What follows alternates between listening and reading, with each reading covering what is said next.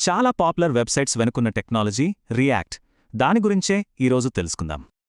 ఆ ప్రశ్నకు సమాధానం రియాక్ట్ అనే ఒక పవర్ఫుల్ టూల్లో దొరుకుతుంది. సరే, అసలు రియాక్ట్ అంటే ఏంటి? ఇదొక లైబ్రరీ, అంటే ముందుగా రాసిన కోడ్ అన్నమాట. దీని ముఖ్య ఉద్దేశ్యం మనం చూసే, క్లిక్ చేసే ఇంటరాక్టివ్ భాగాలను తయారు చేయడం. మరి ఇంత పవర్ఫుల్ టెక్నాలజీ ఎక్కడ్నుంచి వచ్చిందో చూద్దామా? ఫేస్బుక్లో జార్డన్ వాకే అనే ఇంజనీర్ దీన్ని మొదలుపెట్టారు. తర్వాత అందరికీ అందుబాటులోకి తెచ్చారు. అయితే ఇది ఎందుకంత పాపులర్ అయింది? దాని సక్సెస్ వెనకున్న కారణాలేంటో చూద్దాం. దాని సక్సెస్కి ముఖ్యంగా 5 కారణాలున్నాయి. వాటిని ఇప్పుడు చూద్దాం.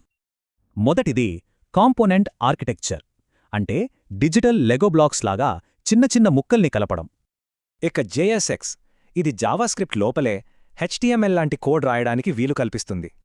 రియాక్ట్ డిక్లరేటివ్ స్టైల్ వాడుతుంది, అంటే ఏం కావాలో చెప్పాలి, ఎలా చేయాలో కాదు.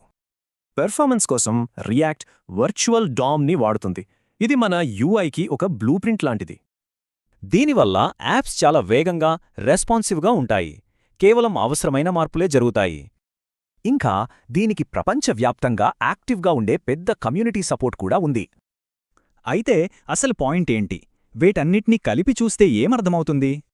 సో రీయూజబిలిటీ, సింపుల్ కోడ్, ఇంకా పర్ఫార్మెన్స్ అన్నీ ఒకే ప్యాకేజ్లో దొరుకుతాయి. దీని ఇంపాక్ట్ చాలా పెద్దది. ఇంతకీ ఈ టెక్నాలజీ భవిష్యత్తు ఎలా ఉండబోతోంది?